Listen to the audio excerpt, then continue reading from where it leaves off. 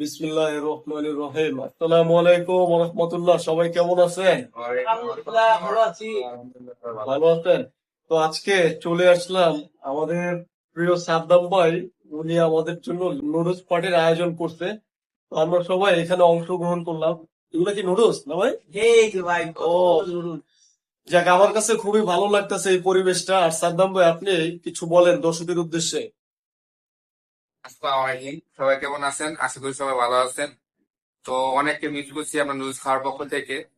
এটা আসলে খুবই কষ্টদায়ক। ইনশাআল্লাহ আমরা সামনে চেষ্টা করবো সবাইকে একসাথে নিয়ে খাওয়ার জন্য।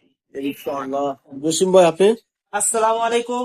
জাতির উদ্দেশ্যে ভাষণ দিচ্ছি এইটাই যে আমার ভাই, কলিজার ভাই সাদ্দাম ভাই কত সুন্দর নুডলস পাক করছে। যদিও সে পাক করে নাই, কিন্তু তার হাতের ছোঁয়া লাগছে।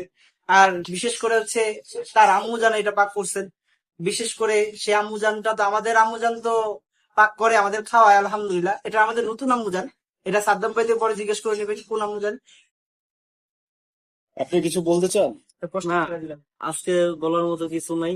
সবচেয়ে বড় বিষয় হচ্ছে যে আজকে আমাদের অনেক ফ্রেন্ডস মিস করছে। হ্যাঁ, এটাই হলো সবচেয়ে বড় বিষয়। সবাই একসাথে পারি না, তবে আগামীকাল তো পসিবল না, আগামীতে ইনশাল্লাহ হবে।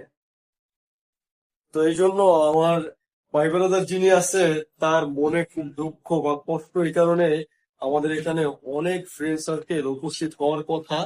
আজকে এই বিছানাটা আমরা মূলত এই আয়োজনটা করেছিলাম ছাদের ওপরে।